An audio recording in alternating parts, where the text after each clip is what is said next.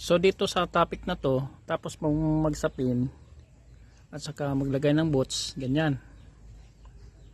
No? Mahaba yung oras mo. Kalmado ka lang. Yan. Paano siya eskwala?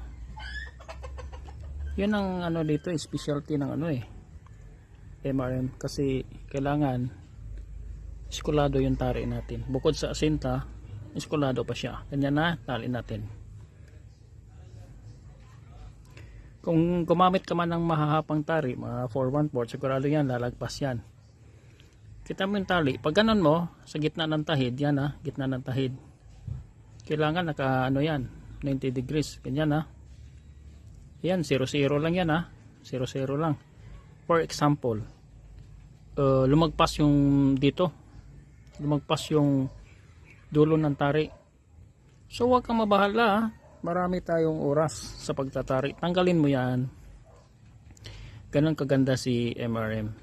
Kaya sabi ko kanina, huwag ka munang magpantay lamesa. Dahil isang bagsakan lang yan. So kung gaano kahaba yung taas ng dulo ng tari, tansyahin mo lang. Meron ako ditong 3 tupi. Yan dito mo ikalang para bumaba yung dulo.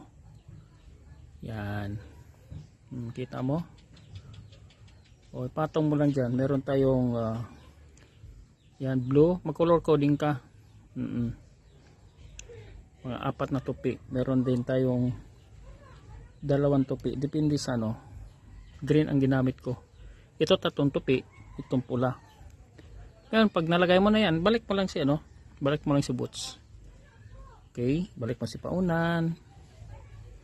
Yan ang kabilis si mag-eskwala si MRM. Kailangan eskwalado yung natin, tari, yung dulo ng tari para perfect siya. O walang nasasayang na palo. Swak talaga. Balik mo na ganyan. O balik mo. Yun, eskwalado na yan doon eskwalado na yan. O yan ang pagbalik. Ngayon, pagka sobra namang mababa yung dulo ng tari, pag eskwala mo sa kwan ng tide, maiksi yung tari ginamit mo. So dito ka naman sa baba maglagay. Okay? Lagay mo si MRM. Okay? Balik mo lang. Basta depende lang yan sa taas mo ilagay. Kung gusto mo ipababa yung or dito ka sa baba maglagay. Ganyan lang. Ito maiksi lang yan mga lang to 6mm. Oo, 6 to 5mm. Huwag mo laparan kasi kailangan patong lang dito konti lang dyan. Patong mo lang dyan. Kita mo yung patong nya. Kita mo yung patong sa babaw. Eskwala yung pinag-usapan natin dito yan.